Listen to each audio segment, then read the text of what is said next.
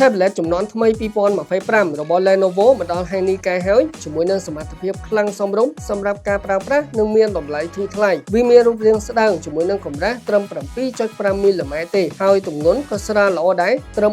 425 ក្រាមដែលផ្ដល់ភាពស្និទ្ធនៅក្នុងការចាប់កាន់ប្រើប្រាស់យូរមិនរយដៃទោះខ្លួនអាលុយមីញ៉ូមមានភាពធន់ហើយនេះមិនត្រឹមតែជា Tablet សម្រាប់ប្រើទៅលើការកម្សាន្តនិងការងារទេតែយើងក៏អាចដាក់ SIM សម្រាប់ខលចេញចូលបាននិងអាចប្រើអ៊ីនធឺណិត 4G បានវាមានអេក្រង់ LCD ទំហំ 10.1 អ៊ីងមានកម្រិតបង្ហាញ 1920 x 1200 pixel refresh rate 60Hz ជាមួយនឹងកម្រិតពន្លឺ 400 nit បង្ហាញពណ៌បានច្បាស់ល្អសមនឹងតម្លៃរបស់វាភ្លឺច្បាស់គ្រប់គ្រាន់សម្រាប់យកទៅប្រើនៅខាងក្រៅក៏មិនជាបញ្ហាដែរយើងនៅតែអាចសម្លឹងឃើញអេក្រង់បានច្បាស់វាក៏ជាអេក្រង់ដែលទទួលបានវិញ្ញាបនបត្រ TUV មានកម្រិតពន្លឺពណ៌ខៀវទាបមិនប៉ះពាល់ភ្នែកឬធ្វើឲ្យយើងរយភ្នែកពេលសម្លឹងអេក្រង់យូរភ្ជាប់មកជាមួយនឹង speaker stereo Dolby Atmos មាន2គ្រាប់លាន់ខ្លាំងងំព្រោះល្អគ្រាន់តែសាច់បាសវាស្រាល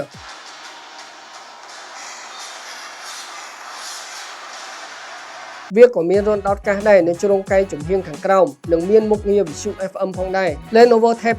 2025មាន RAM 4G អង្គចងចាំ 128G អាចថែម memory ខាងក្រៅបានដំណើរការដោយ chip MediaTek Helio G85 វាមិនមែនជា chip ដែលខ្លាំងកប់យកទៅប្រើទៅលើការងារធ្ងន់ឬក៏លេងហ្គេមធំអីទេត្រឹមការប្រើប្រាស់ប្រចាំថ្ងៃនិងការកម្សាន្តទូទៅគឺវាកំដរយើងបានហើយដោយសារវាជា tablet ដែលមានអេក្រង់ធំអញ្ចឹងយើងក៏ស្រួលចែកអេក្រង់បើកកម្មវិធីបាន2នៅក្នុងពេលតែមួយអាចបើកថែមមួយទៀតជា floating window ខ្ញុំសាកប្រើវាអូសរ៉េង Mobile Legends សង្កេតឃើញថាវាលេងបានរលូនល្អតែម្ដងអត់បញ្ហាទេវាដំណើរការដោយ Android 14និងអាចទទួលបានកំណែ OS update បាន2ជំនាន់គឺឡើងដល់ Android 16យើងអាចផ្លាស់ប្ដូរ theme icon system theme color បានអូសពីលើចុះក្រោមវាបង្ហាញ notification និង control center នៅជាមួយគ្នាមានមុខងារ standby ដែលវានឹងបង្ហាញម៉ោងជាមួយនឹងរូបថតរបស់យើងពេលយើងសាកថ្មដាក់បញ្ឈរ tablet នៅលើតុមើលទៅដូចយើងដាក់តាំងស៊ុំរូបថត digital អញ្ចឹងហើយវាក៏មានមុខងារ PC mode ដោយ tablet Lenovo ដែលខ្ញុំធ្លាប់បង្ហាញមុនដែរវាស្រួលសម្រាប់ការប្រើបែប multitasking មានផ្ទៃប្រើប្រាស់ដោយកុំព្យូទ័រអញ្ចឹង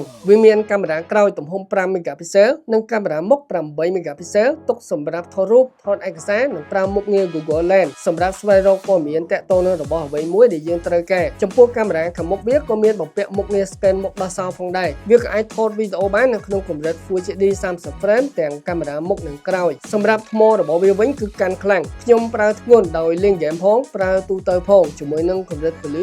30% វាអាចរស់បានខ្ទង់ 8 ម៉ោងលើអេក្រង់ជាប់បើប្រើស្រាលដោយអត់លេងហ្គេមច្រើនទេវាអាចរស់បានប្រហែល 2 ថ្ងៃជាងទំហំថ្មរបស់វាគឺ 5100 មីលីអាំពែជាមួយនឹងល្បឿនសាក 15 វ៉ាត់ដុំសាកនិងខ្សែសាកមានដាក់មកឲ្យនៅក្នុងប្រអប់ស្រាប់ Lenovo Tab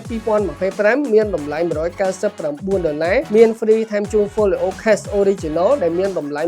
$29និងមានការធានាត្រឹមត្រូវពីក្រុមហ៊ុនរយៈពេល1ឆ្នាំលោកអ្នកអាចរកទិញបាននៅហាងលក់ទូរស័ព្ទដៃនីកាប៉ុណ្ណោះអរគុណសម្រាប់ការទស្សនារបស់អ្នកទាំងអស់គ្នាចាំជួបគ្នានៅក្នុងវីដេអូក្រោយទៀត